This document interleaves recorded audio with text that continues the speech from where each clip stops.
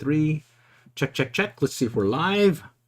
Hi, I'm Glenn, City Valley Fishing Field Team, COAF Field Team on YouTube. And this round, yours truly, we're talking, well, let's talk about trout fishing. But in this case, we're talking about ultralight bait casting.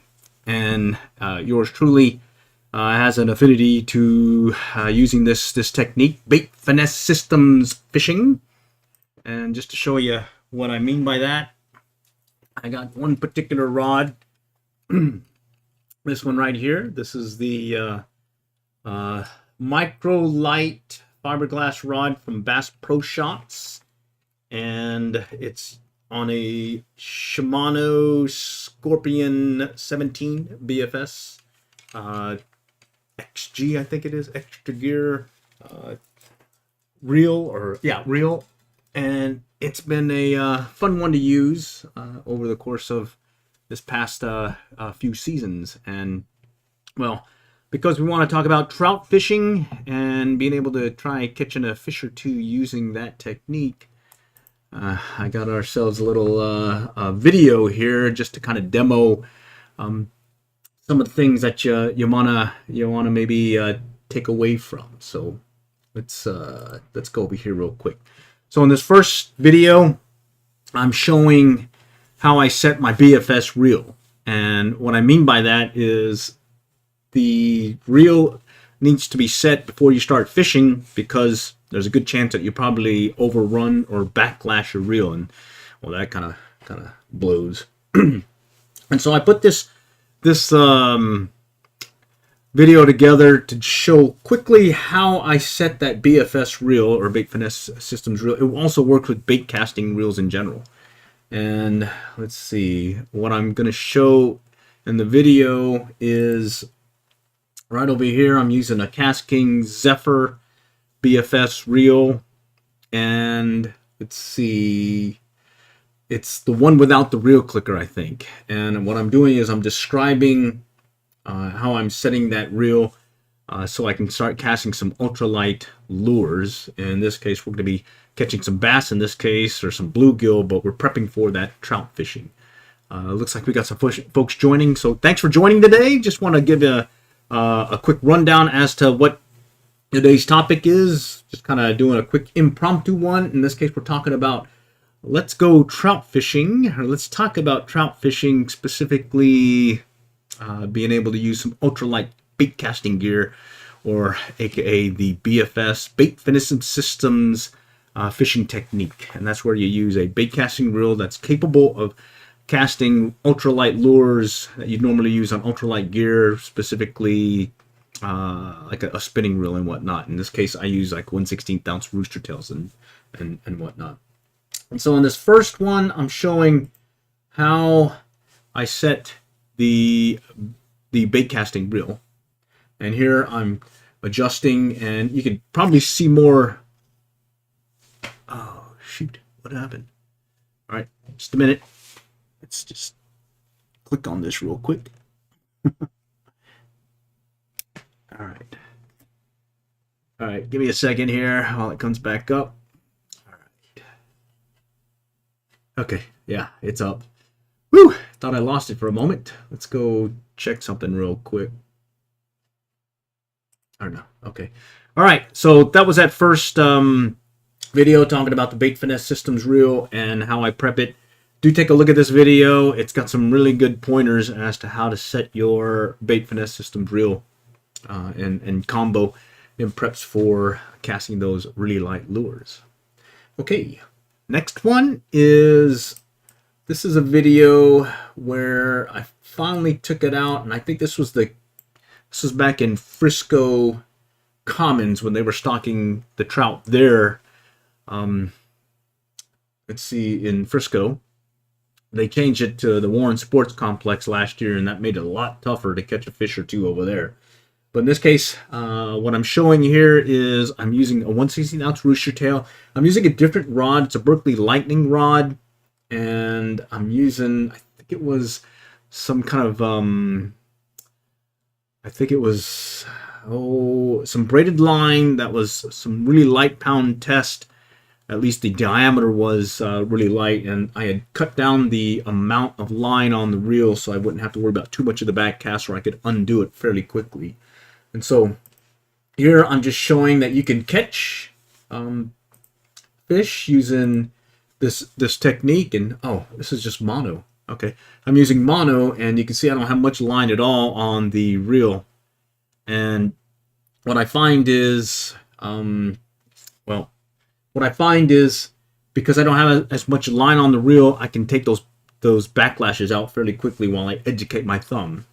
And yeah, this was the Bait Finesse systems from Casking, the Casking Zephyr reel, and I'm using rooster tails to limit out on trout.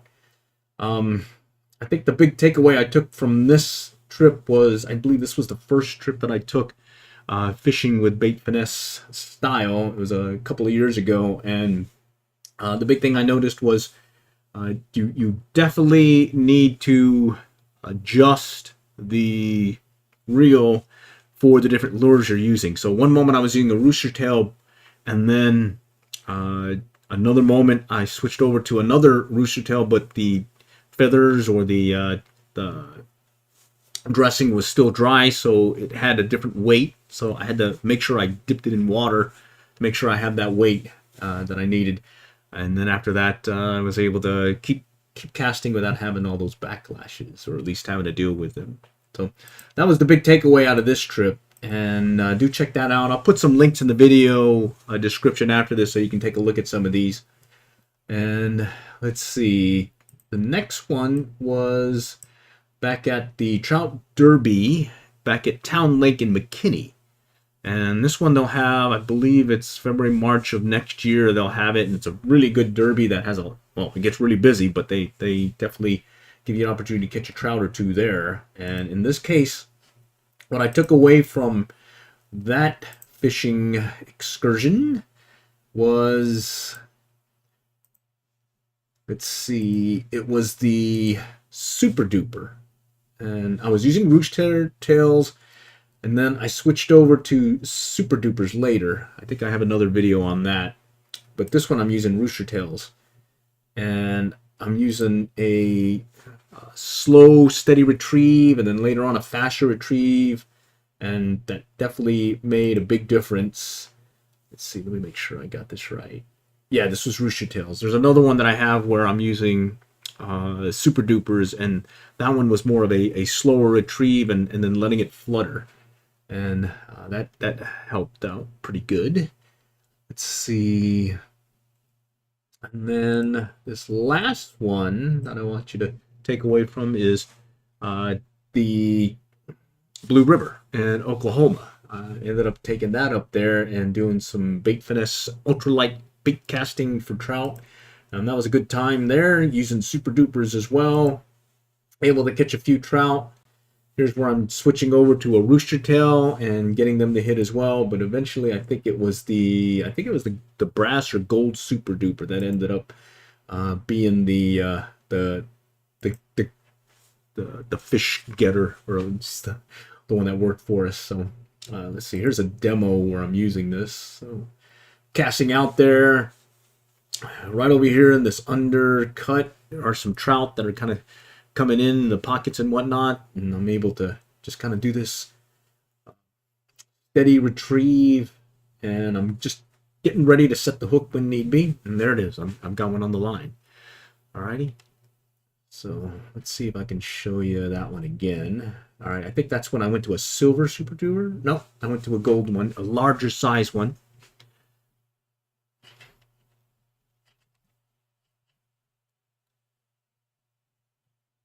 Well, yeah, I made the mistake of losing the top section of the rod, so it's got to do over here.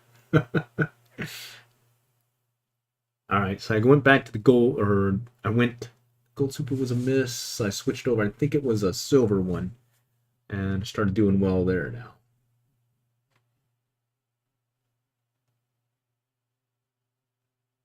All right, yeah, good stuff.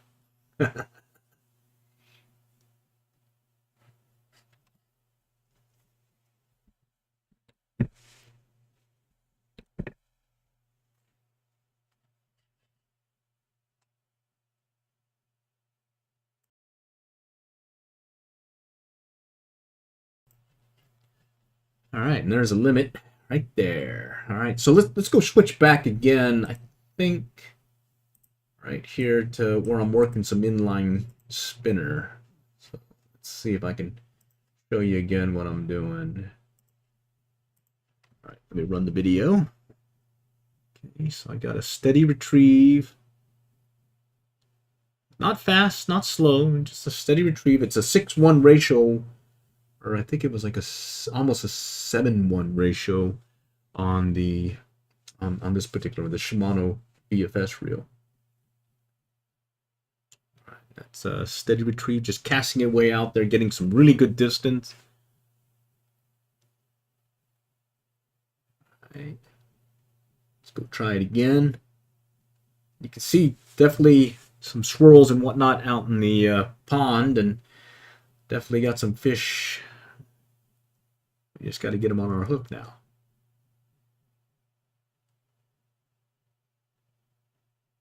Let's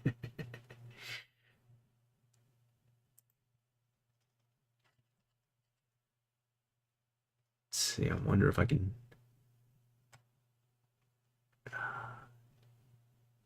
Usually, fishing men don't like There we go.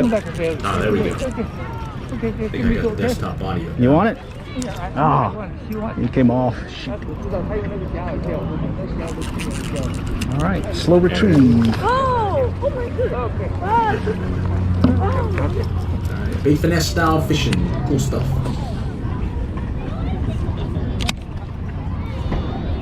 Again, just cast it out far, and then a slow or a steady retrieve about that speed right there, and you can feel them tap it, and then they'll hook themselves.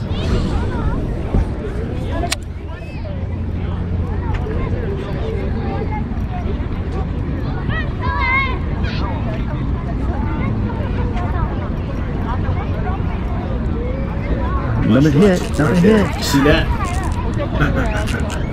Nice.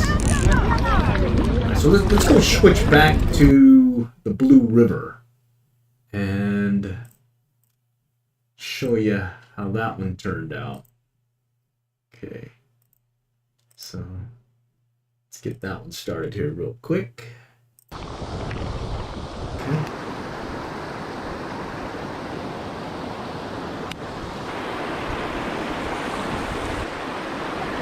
Oh, it's a nice size one. All right, first fish of the day on a silver super duper. Gotta remember to have your tag that has your customer ID or your license number on there. We'll just put it over there because you can't share stringers, and we'll just kind of let them sit there while we go back and do some more fishing out here. Oh yeah, and definitely when you are fishing in Oklahoma, make sure you do have your tag. What that is your customer ID, which is basically your fishing license number. It'll be right on your fishing license. Make sure you have your name and have that on the tag, your customer number, and then you should be good to go. Just make sure you don't share stringers. So you have to have, each person has to have their own stringer, or you possibly could get fined. So do keep that in mind if you're going to be fishing up in Oklahoma.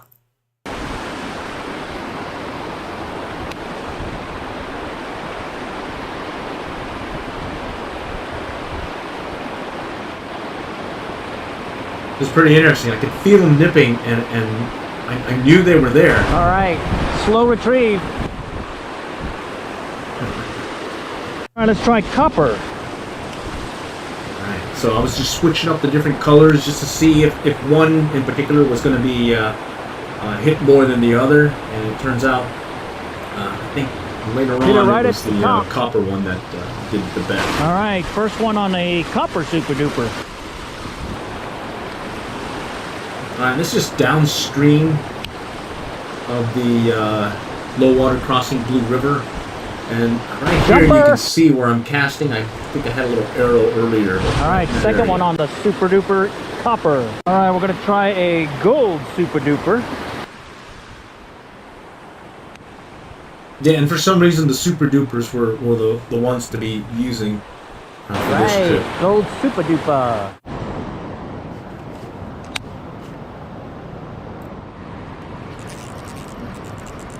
All right, close. Gold super duper. Okay, what's interesting about this is now just on the other side of the low water crossing. I just turned from the other direction where I was fishing. I just headed upriver and started casting here. There's the rock where I tend to fish when I'm fly fishing. And right in here, I'm just casting that super duper and just kind of watch the retrieve that I'm using to elicit that strike. Because I can definitely feel the trout nipping at it. I can definitely feel fish as well as I can see them since I got my polarized glasses hitting that super duper.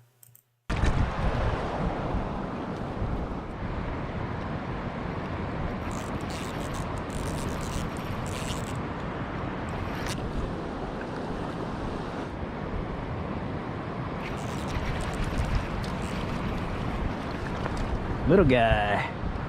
By that rock, there's a depression, a hole about maybe 10 to 12 feet deep, I think. Just guessing. And we're just casting right in there and letting it sink and then reeling in really slow. Oh, had a tap. Another tap. Missed it.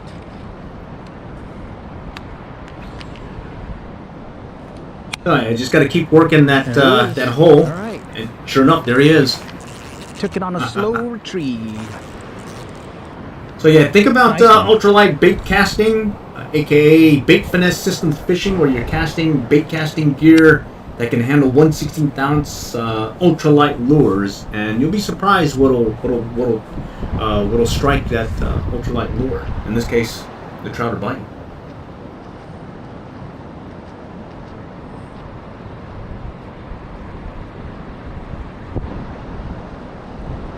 Watch for the hook set. Right there. All right, so you'll feel them kind of nip at it and definitely take it. Let's see, Michael. I'm Michael Reels. What line are you using? I'm just using straight mono, 6-pound test. Michael Williamson. Only caught 3 at the blue, 1 on BFS, on a spoon, and 2 on trout doe. All right, well. Cross my fingers. I'm going to go bring some fly fishing gear this next round. I got one. But I definitely, well, I do keep a BFS rod reel combo with me pretty much all the time now. So it'll probably be up there with me in case I want to switch. All right. Fire Tiger inline spinner. Those other ones were just tailing it. These guys are actually hitting it. So. All right, so I've gone further upriver from the low water crossing, and I'm working. All right, nice. Pause it real quick. I'm working this area here where the trout are just going back and forth. And what was interesting here is I had to switch the different color lures several times before I finally started seeing a pattern. And in this case, it was weird because the firetail worked well, and then I switched to a white one, then I think I switched to a chartreuse, and then another color, and then it came back to the firetail, and then I started switching out to the different super dupers. So I was just pretty much experimenting at this point, but eventually I think it ended up being either the copper or the gold one, super duper, that did the best, as well as the firetail. Oh, is it the gold one? Gold super duper. All right, cool. Okay, and then our fishing buddy was either gold super duper, but it had that one with the little prism surface on there, and I tend to use the one without the prism. Nice, gold super duper. Oh, you it got looked the like one they with were the hitting prism. that one as well. I've had luck trailing a fly like a small booger behind a spinner. The spinner gives a fly line. Oh yes, the spoon and fly rig as well as spinner and fly rig. That's worked out well, especially when I'm out. Wow. In, I barely saw the line move. I think it was 1 year over there in Frisco at the Frisco Commons when it was really cold and the fish were kind of tending more to the middle. I switched to a spoon and fly rig, and mainly was using the spoon to cast out, and then the fly was what was getting hit. So yeah, definitely great technique.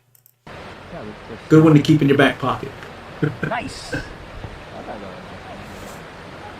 Gold super duper. This one with the prism. All right, so that was the blue. Let's see. Let me take you back to Frisco Commons. This was the first time I went. taken out the bait finesse gear. In this case, it was the Casking Zephyr without the reel clicker. It hadn't come out yet. And from a rod standpoint, I was using my old Berkeley Lightning rod that I picked up years ago for. I think I got it as a rebate from Stren or Trilene when they were offering. If you buy 2 spools, you get this rod for free. You just pay for shipping. See, Johnson makes a tiny silver spoon. That's 1/16 ounce. It's weedless. Yep, Johnson. Those are great. Also like using the Castmaster as well. And then in fact, I do keep one Castmaster without a hook on it. It just has the split ring, and I've been using that as a. Oh, by the way, I need to go run and switch this out and put a fly on there. Okay, and I got a bug in me right now. so, But anyways, did see some other folks out there catching some trout, limiting out, as well as doing some catch and release. So I'm catching them on bait, as well as, well, the standard trout bait and whatnot. Additionally, saw some folks catching them with spinners, rooster tails, super dupers, and then, of course, some fishing flies, especially one individual who was really racking them up with the Tenkara fly or Tenkara setup. So awesome time. oh yeah, and again, this was Frisco Commons. Last year they stocked at Warren's Sports Complex, and so it's been a little bit tougher to catch them over there. Here I was able to limit out mainly on the rooster tails.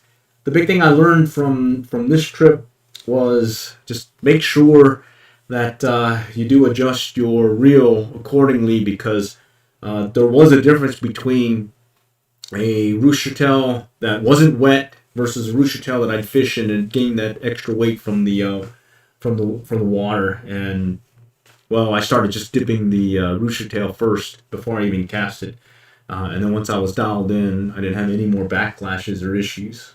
Time out here. Unfortunately, I think it's going to rain tomorrow, so keep that in your back pocket. If you have an opportunity to get out here, at least sometime during the upcoming week, go for it. One heads up is that 5 o'clock hatch. Around 4:30, 5 o'clock, there's going to be a hatch, and they're going to start feeding on the surface, and they're going to want basically just that little dry fly or that little. And so at Frisco Commons, yes, that was the case over the years, 10, 15 years. 5 o'clock, this hatch would happen, and you just need to have the smallest fly, dry fly you could, and you were able to catch these trout in a like a 30-minute, 1 hour window before it got dark. Since it went over to Warren Sports Complex, I haven't noticed.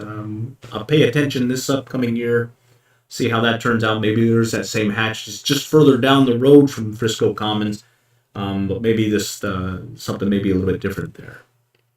All right, so let's see. Before we end, let me take you back. This is a video that I put together several years back when someone was asking about how I set my bait finesse, my BFS reel. And I think it's better than me explaining. Let me just get you the video. All right. My lake. And today we're gonna go and kind of answer the mail. This is that Casking Zephyr with the reel clicker. So let's see if I can show you. See that right there? It's got the reel clicker. I've got a 1/16 ounce weight, and we're gonna show how I dial it in. So one, I've got the spool tension set really tight, so there's minimal play. So I'm gonna go and drop it, and we're just gonna watch it hit and see how there's no overrun. Okay, so we'll bring that up. I'm gonna take the brakes and take it all the way to the max right here. So it's on, looks like 6, okay? And we're gonna see where that takes us, okay? So took it over here to the left. So what that means is I'm gonna dial back on the brake. Let's go bring it to about halfway between 5 and 6. And see where that takes it. All right, it's going straight. All right, that feels good. Let's try it again. This time we'll dial it down to 5 and see what that does. Okay, 1/16 ounce weight, and the spool tension's been set so it has minimal play. And then when I dropped it, you notice how when it hit the water there was no overrun, and now I was just adjusting the brakes based on the cast going straight. And so in this case, when I first cast it out, it went to my left, and then I dialed it back and it went straighter, and then now it's pretty straight. So let's go and do it again. There it is, going right out there. Nice. Okay. All right, and so I'll just describe it again. This time I'm going to bring it back all the way to the max again, adjust the spool tension so there's minimal play. Okay, right now there's minimal play, and I'm going to release and let it hit the ground, or the water in this case, and watch for any overrun, and see how there's no overrun. Okay, so I know I got that set, and that's the key. Just make sure that when you release the brake or the clicker thing or whatever, when the loader hits the water or the ground, if you don't see that overrun, you've got it set, and now you can kind of play with the brakes after that. Next thing I'm going to do is I'm going to cast it out, and since it's pulling to the left, I'm going to decrease the magnetic brake. In this case, I put it halfway between 5 and 6, and I will cast it out here shortly. There it is, going off to the left slightly now. So I'm going to take it to 5. Yep, it's on 5 now. And let's go see what that does.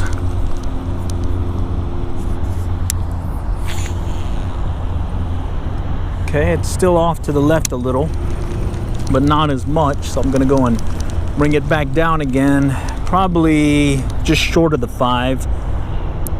Let's see, so yeah, just short of the 5 now. Right there, way out there. Nice. Normally when I first start out with a new reel, I'll until my thumb's educated, I'll go with 25 turns. So this one's been educated enough that I can get that thing yanking out there now. So there it is. Alrighty, so the big thing that I took away from that, and let's see, here's the Shimano. I did the same thing with the Shimano, where I set the reel by the spool tension, making sure that when it dropped, when I free spooled it, it didn't overrun, and then from there I adjusted the brake. And ever since I started doing that with the bait finesse reels that I got, not had an issue. Like I was saying, from an educated thumb standpoint, what you want to make sure is what you want to make sure is start out with, you know, like 25 turns of the line, or maybe 25, 30, because what happens is if you do come into a backlash, it's easy to undo it, and then as you get more educated, then you could add more line. So in this case, I've got a lot more line on it. And the thing I like about this Shimano Scorpion is it's got the sealed bearings. So I've used it out in salt water also, and well, had a great time there. So in fact, if y'all have time, I can go and grab that video and show you what I mean. So and I understand it's getting kind of late, so folks may need to drop, but if you can stay, give me a second and let me grab this other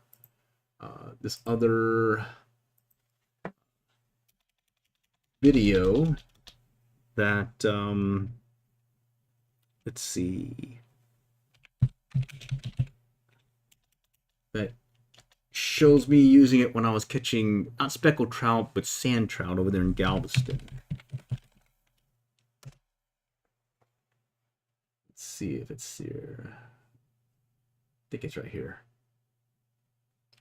All right, give me a second here. Let's see. Okay, yep, there it is. Slide it over. All right.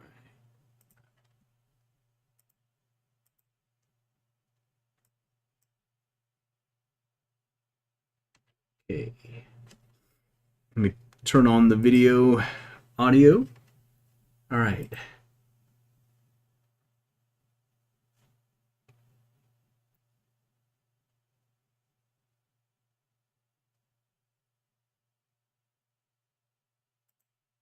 And so what's happened is again, it's that one I just showed you. It's got sealed bearings, so I was able to use it in salt water, no problem. And I'm just going to give a demo as to what was working for us. And what was surprising was sort of like trout, they wanted this twitchy retrieve.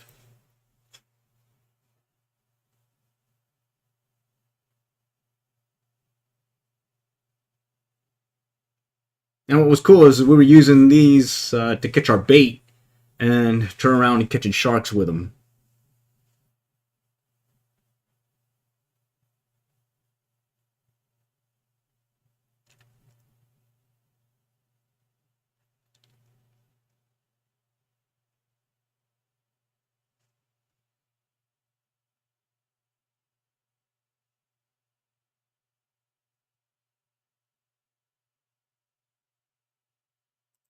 And I completely forgot about these tandem rigs. I used them growing up down in South Texas, fishing over there on the coast, Corpus Christi, Port Aransas area. And I just happened to be at Academy, and I picked up some more over there and said, hey, let's go try doing this while we're on the pier. And sure enough, it was a fish getter for us.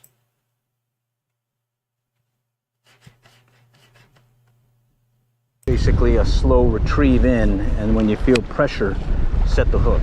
So we'll just do a slow retrieve like this. And when we feel pressure, well, set the hook right there. There we go. Felt pressure. So it was a slow retrieve, and instead of a big strike, what was happening is I could feel pressure, like the line was getting tighter. And when that happened, I would set the hook. More often than not, I was able to get a fish. If I did expected a normal strike, I was missing the hook set, or they were just nipping at it, and I was completely missing them. But by doing this with that pressure or resistance, I was able to catch them consistently. Nice. Little guy here. Fun stuff. Let's try it again. Cast it out. Let it sink a little and slow retrieve. Setting the hook when we feel pressure.